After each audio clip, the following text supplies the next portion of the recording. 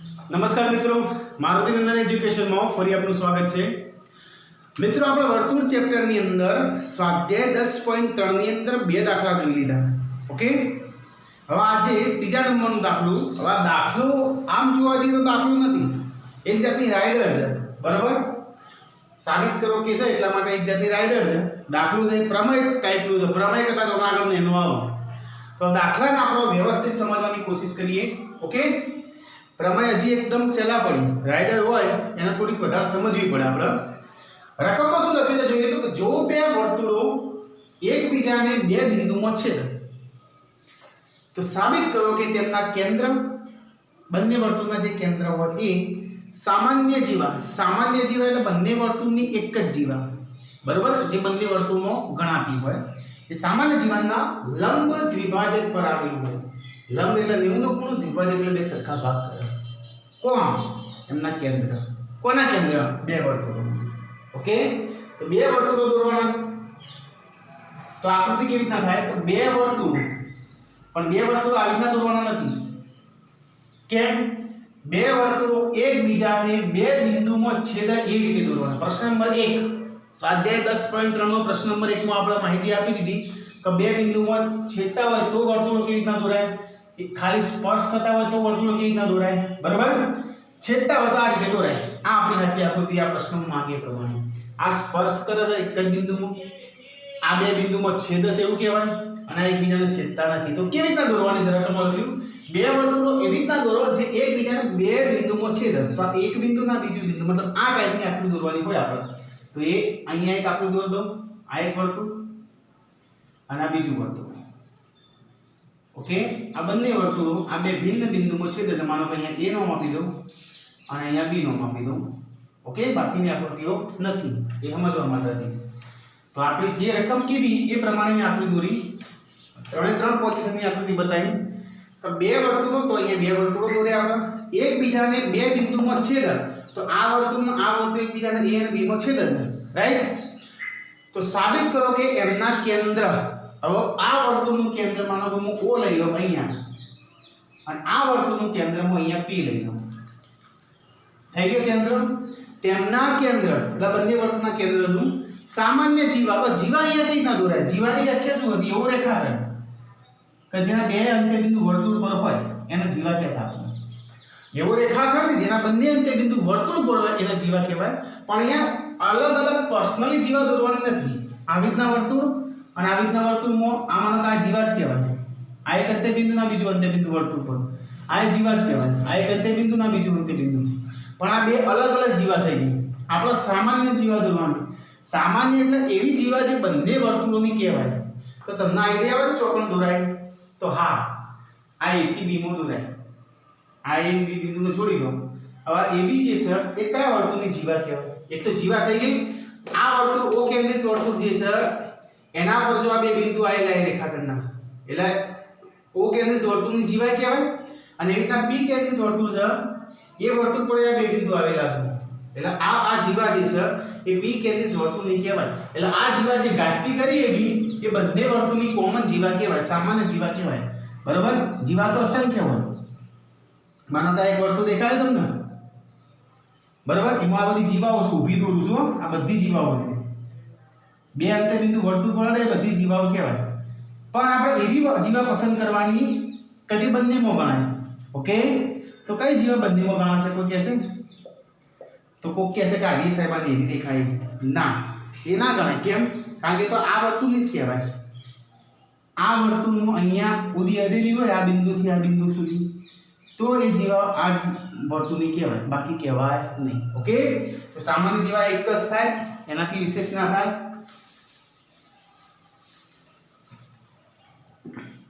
તો સામાન્ય જીવાના લંબ દ્વિભાજક પર આવેલા છે। હવે આ જીવા જે દોરી ને એનું લંબ અને દ્વિભાજક, દ્વિભાજક મતલબ બે સરખા ભાગ કરો એ દ્વિભાજક કહેવાય। અને લંબ એટલે 90 નો ખૂણો બનાવતો હોય એવો અહીંયાથી રેખાખંડ પસાર થાય, એ રેખાખંડ પર માનો કે આવી રીતના રેખાખંડ પસાર કર્યો, એ રેખાખંડ પર આ O બિંદુ અને P બિંદુ આવેલું છે એવું આપણે સાબિત કરવાનું। કેવો રેખાખંડ? જે આ જીવા સાથે 90 નો ખૂણો બનાવે એવું આપણે સાબિત કરવાનું છે, પ્લસ આ A થી આટલું માપ ને આટલેથી આ B નું માપ આટલું આટલું માપ સરખું હોવું જોઈએ, એટલે સરખું હોય ને દ્વિભાજક કહેવાય. બે માપ સરખા બતાવી, હજી બતાવ્યું નથી મીન, એ દ્વિભાજક કહેવાય. લંબ એટલે 90 નો ખૂણો બનાવતો હોવો જોઈએ. બરાબર. તો એવો રેખાખંડ આપણે દોર્યો કે જે લંબ દ્વિભાજક હોય. આ જેવા AB નું કેવું હોય? લંબ દ્વિભાજક હોય. એના પર આ O અને P આવેલા છે એવું આપણે સાબિત કરવાનું. બરાબર. સાબિત કરી દઈએ આપણે. સૌથી પહેલા જે માહિતી આપી તે પ્રમાણે આપણે આકૃતિ દોરી. આટલી માહિતી આપી દીધી. ઓકે. તો આ સાબિત કરવાનું છે, તો એ રેખાખંડ હું દોરી દઉં. હવે આ લંબ દ્વિભાજક દોરી દીધો. અહીંયા M ખૂણો કયો? M. એટલે કે કોઈ બિંદુ આપી દીધું, આ અને M માં છેદે છે અને આ બે વર્તુળ અને A અને B માં છેદે છે. સૌથી પહેલા એ વાત લખી દઈએ કે O કેન્દ્રિત વર્તુળ, O કેન્દ્રિત વર્તુળ એટલે આ પહેલું વર્તુળ, અને P કેન્દ્રિત વર્તુળ અને P કેન્દ્રિત વર્તુળ A અને B માં છેદે છે. બરાબર. એક A માં છેદે છે અને એક B માં છેદે છે. એવી રીતના રેખાખંડ OP અને રેખાખંડ AB એ M બિંદુમાં છેદે છે. ચોકડી કોની વચ્ચે વર્તુળાકાર જેવું એ પણ લખી દો. અહીં રેખાખંડ OP અને રેખાખંડ AB, આ AB એટલે ઊભી, OP એટલે આડી. AB અને OP એ M બિંદુમાં છેદે છે.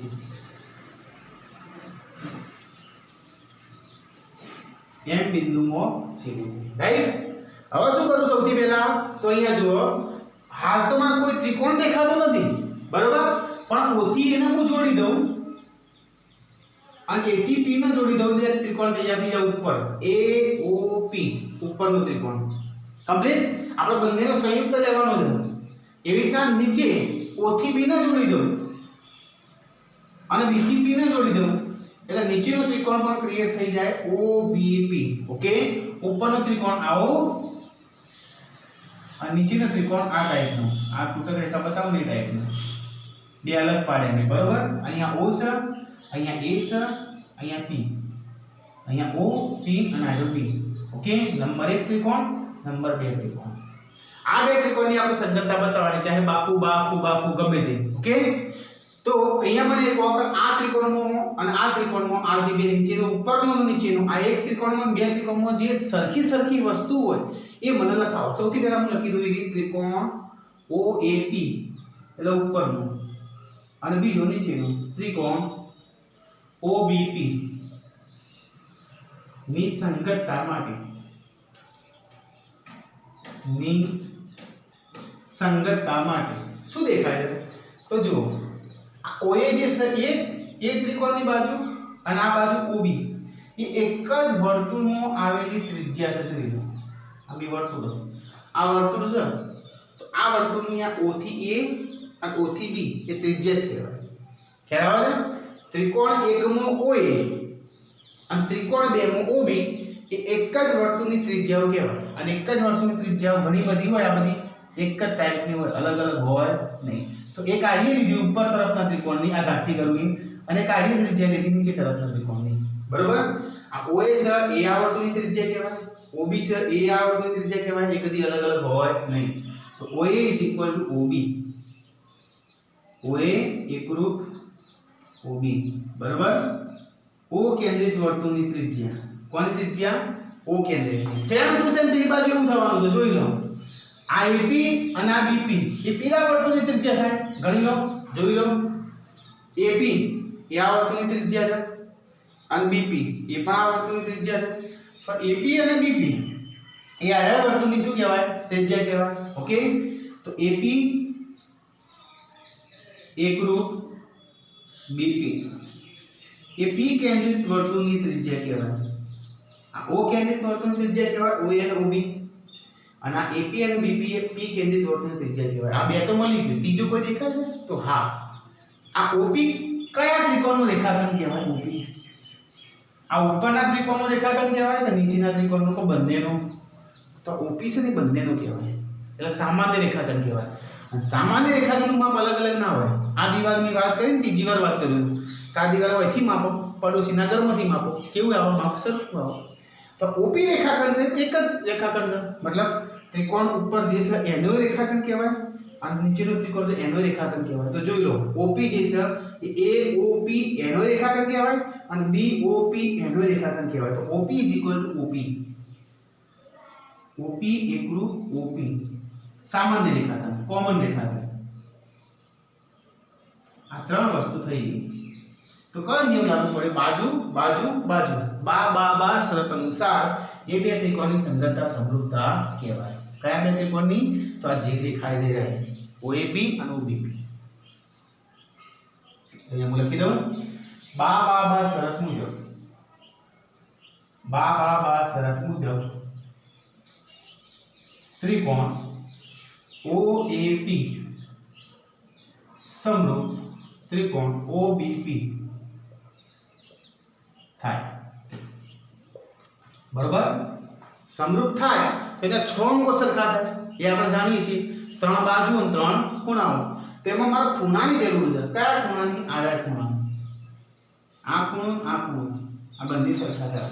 ઉપરના ત્રિકોણનો આયરો નીચેના ત્રિકોણનો આયરો એટલે ઉપરના ત્રિકોણનો આયરો मतलब O જ અને નીચેના ત્રિકોણનો પણ O। તો O ના અનુરૂપ O જ આવે છે। જો પહેલો ઘટક O તો અહીંયા પહેલો ઘટક O। તો એનું ફૂલ ફોર્મ લખાવો।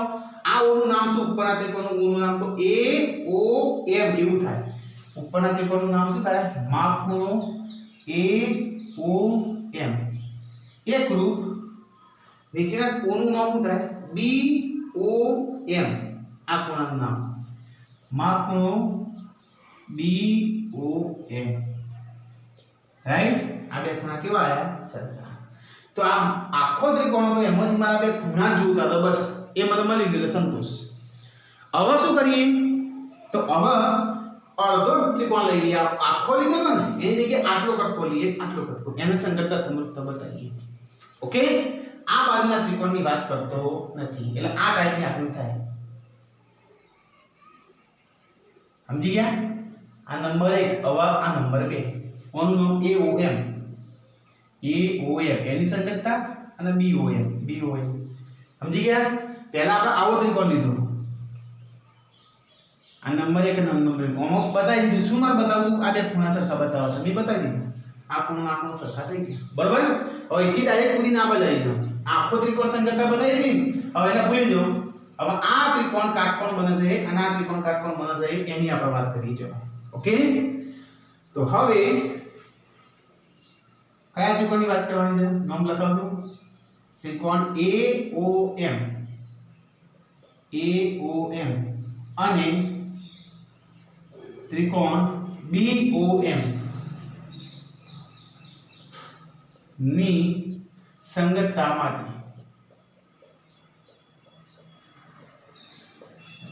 હવે તમે મને કહો આ ત્રિકોણમાં શું દેખાય છે? સરખું સરખું હોય તો એક તો વસ્તુ હતી OA આ ત્રિકોણની અને OB આ ત્રિકોણની એક જ ત્રિજ્યા છે। આ વર્તુળની ત્રિજ્યા કહેવાય જે અહીંયા લખી હતી એની જ બરાબર।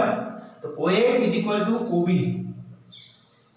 OA એકરૂપ OB O કેન્દ્રિત વર્તુળની ત્રિજ્યા છે જે કદી અલગ થાય નહીં। એક જ વર્તુળ ત્રિજ્યા છે OA અને OB। चलो एक वस्तु बताई बीजी कई तो आ त्रिकोण में हाल जो साबित કર્યું આ ખૂણો અને આ ત્રિકોણમાં હાલ સાબિત કર્યું આ ખૂણો એ પણ કેવા સરખા આ જે સાબિત કર્યું એના પર આ લખ્યું ને સમીકરણ આપી દેવો તો આપી દી આ એમને તો આટલી મહેનત નથી કરી ને આપણે ખ્યાલ આવે છે આ બધી મહેનત એમને તો કરી દેતી ને આ ખૂણો લાવવા માટે તો આ ત્રિકોણનો આ ખૂણો અને આ ત્રિકોણમાં આ ખરું કરીને બે ખૂણા કેવા થાય સરખા છે ના આધારે રકમમાં નતું આપ્યું પણ આ બધી વસ્તુથી સાબિત કરી દીધું આપણે જો તો આ એ જ વસ્તુ લખી દે ખૂણો AOM માપ ખૂણો AOM જો આ ખરું કરીને એનું નામ એ જ થાય આ ખરું કરીને નામ AOM બરાબર અને નીચે ખરું કરીને નામ શું BOM એ બંને સરખા માપ ખૂણો BOM ચોથી લખ્યું સમીકરણ 1 પરથી સમીકરણ 1 પરથી અથવા સાબિત કર્યું એમ લખો તોય ચાલે રાઈટ ત્રીજી વસ્તુ કઈ तो तीजी वस्तु वर्षोथी जे आवे छे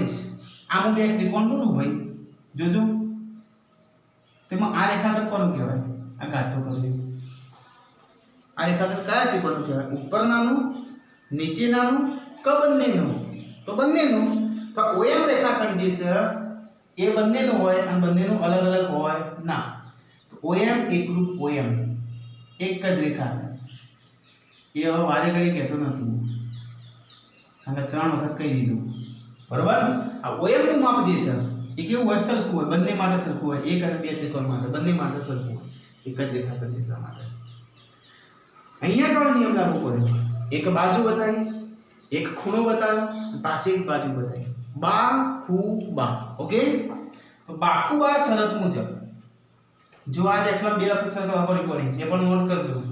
બાખુબા શરત મુજબ ત્રિકોણ AOM, એમ લખવું હોય મારે, AOM સમરૂપ ત્રિકોણ, તો આ બાજુ BOM એવી રીતના લખાય, BOM સંગતતા સમરૂપતા. હવે સંગતતા આવી એનો મતલબ શું? આ અળદિયું ચિહ્ન આવ્યું મતલબ શું? 6 અંકો સરખા થાય. એમાં જે જોતા હોય આપણે લઈએ કે દ્વિભાજકનો મતલબ શું? બે સરખા ભાગ કરે. કયા બે સરખા ભાગ કરે? Iron iron. AM અને BM હોમો બને તો બનતું હોય તો યસ. તો પહેલો ત્રીજો ઘટક જોઈએ. હું લખી દઉં AM એકરૂપ. તો ઓય પહેલો ત્રીજો જોયો તો ઓય પહેલો ત્રીજો જોવો પડે. પહેલો ત્રીજો, તો પહેલો ત્રીજો ઘટક કયો? BM. થઈ ગયું લે દ્વિભાજક. તો આટલું સાબિત થઈ ગયું. AM એકરૂપ BM એનો મતલબ શું? AM નું માપ અને BM નું માપ બંને સરખું આવ્યું. સરખું આવ્યું એટલે શું કહેવાય? દ્વિભાજક. બે સરખા ભાગ થઈ ગયા. હવે લંબની વાત કરીએ આપણે. લંબ એટલે 90 નો ખૂણો બનાવવાનો છે ખાલી, બસ. 90 નો ખૂણો કેટલા બને? એના માટે મારે આ ખૂણો કેટલાનો છે એ ખબર હોવી જોઈએ. આ બંને ખૂણા. ઓકે, તો AMO ઓમાંથી બને તો બને. M ખૂણો જુઓ અને IM ખૂણો જોઈ લો. MM કેવા? બંનેના સરખા.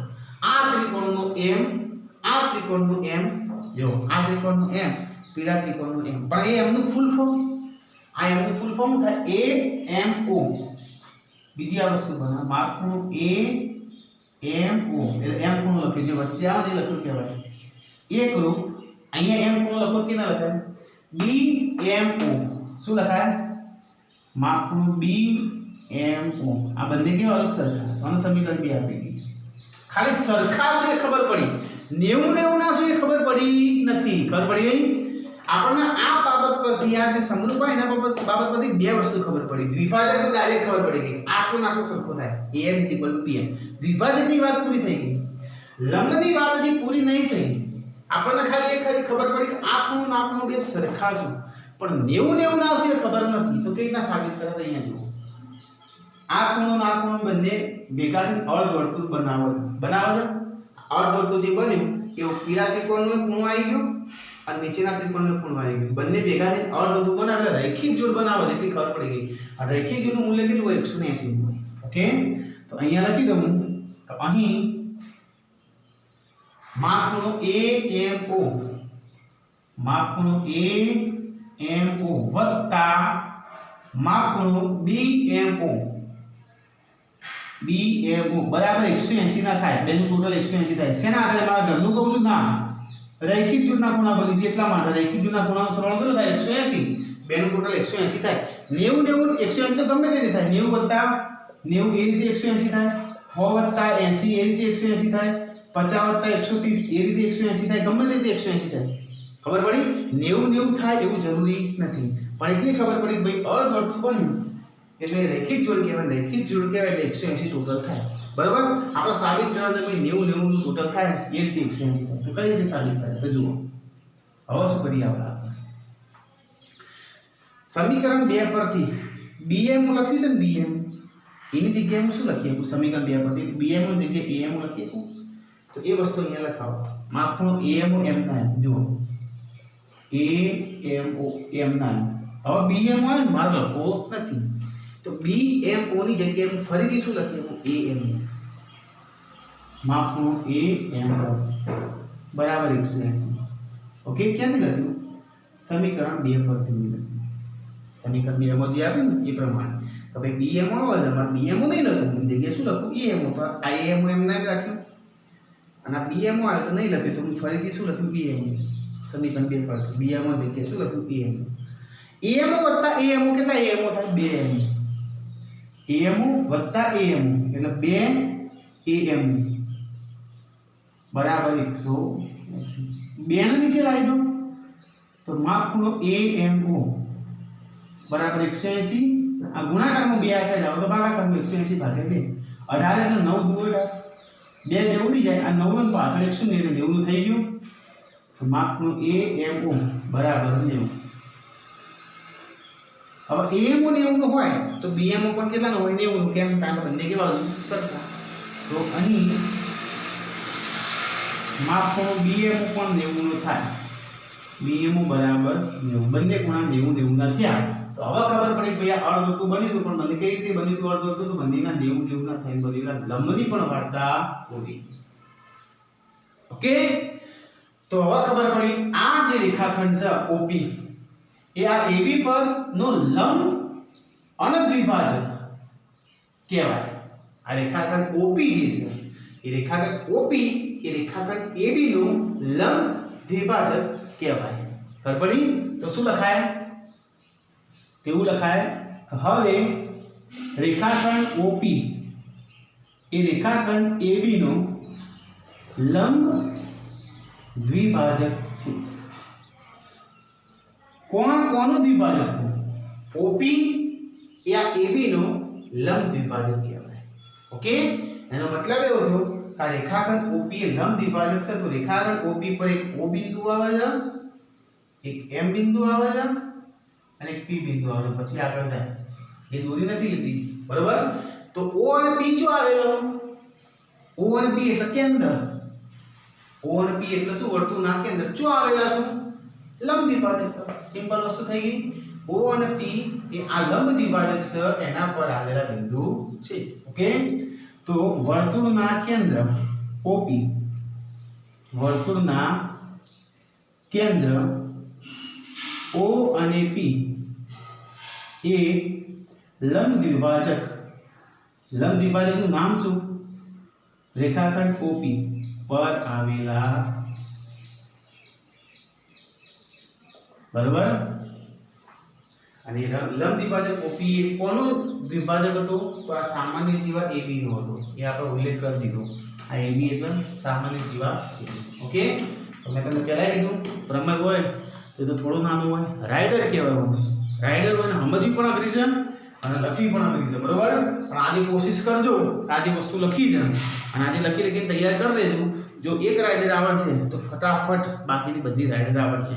અને જો આ રાઇડરમાં આળસ રાખશો, તૈયારી નહીં કરો, ઇગ્નોર કરશો, છોડી દેશો, નહીં પૂછાય એવા બધા વિચાર રાખશો મનમાં, તો પછી આગળ 10માની અંદર તકલીફ પડશે. 9માં તો એક સમય નીકળી પણ જશો. ખ્યાલ આવે છે? એટલે આપણે કોશિશ બને એટલું તૈયાર કરવાની, સમજવાની કોશિશ કરી. યાદ રહે ના રહે 2 નંબરની વાત છે, પણ ટ્રાય પૂરેપૂરો કરવાનો, સમજવાનો.